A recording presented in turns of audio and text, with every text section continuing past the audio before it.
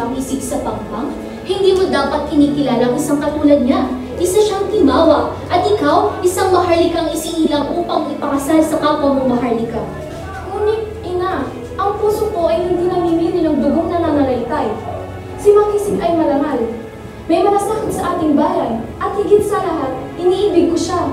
Anak, ang kapalaran mo ay nakaukit na sa kapwa mong maharlika. Naririnig ko ang inyong pag-uusap. Hindi ka namin hayaan sa ganito, anak.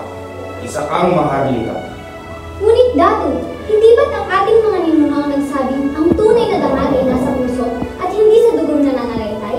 Marami na tayong natutunang paniniwala, ngunit panahon ng alamin kung alin ang makatarungan. Ama, hindi ba't mahalaga rin ang damdamin? Hindi ba't mahalaga rin ang tunay na dangal ay nasa pagiging tapat sa sarili? Sa ating lipunan, may nakatakdang kayusan. Maharlika para sa maharlika, timawa para sa timawa, at alipin para lamang sa alipin. Ngunit, paano naman ang mga alipin? Wala ba kaming karapatan na mangarap ng buhay na mas mataas kaysa sa kapalaran namin?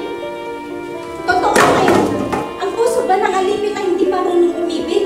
Hindi rin ba karapat-dapat sa kaligayahan? Hindi ba natin mararanasan ang mga iyan? Karapat-dapat naman tayo sa kaligayahan ni Wayway.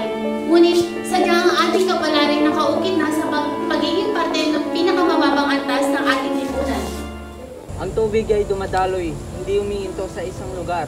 Ngunit bakit tayo hindi makalaya sa tamikalan ng ating lipunan? Makisig, ang ating bayan ay may matagal ng paniniwala. Hindi madaling labagin ang batas ng ating mga ninuno. Hindi natin kayang labanan ang agos ng tubig. Ngunit hindi ba't ang isang mangingisdang tulad nyo'y sumusubok humuli ng mas malalaking isda upang umasenso? Ito ay nagpapatunay na ang buhay ay hindi lamang pagsunod sa batas. Hindi ba't panahon ng baguhin ang nakasanayan? Kung tunay ang pag-ibig, hindi ba dapat ito manaig? Ang pag-ibig ay tulad ng alon, hindi maaaring pigilin, ngunit maaari itong sumalungat sa dati.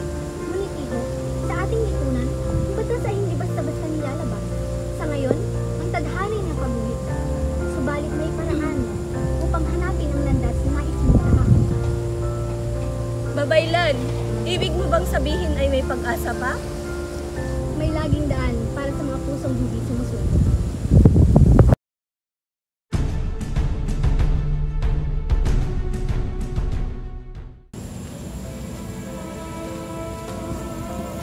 Dato Galo, humingi ako ng pahintulot upang patunayan ang aking sarili. Hindi man ako maharlika sa dugo, ngunit ako'y may tapang, may sipag at may tunay na pag-ibig. At paano mo mapapatunayan na marapat dapat ka sa aking anak? May sinaunang batas Dato, kung ang isang timawa ay makapagbibigay ng 3 kayamanan, ginto para sa yaman, bigas para sa kasaganaan, at isang lumang alahas na tanda ng kanyang lahi, maaari siyang mapabilang sa maharlika. At ito ang batas ng kalinangan. Ngunit, posible ba ito? Makakamit ba ng isang tulad ni Makisig ang hinihingi ng batas? Paano naman kaming mga nasa mababang angkas? Magagawa rin ba namin mga iyan?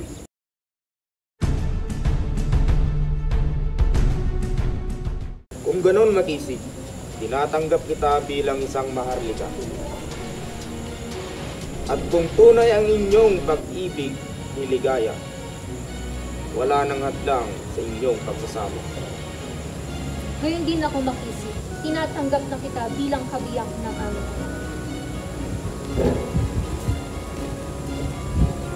Maraming salamat, Ama, Ina.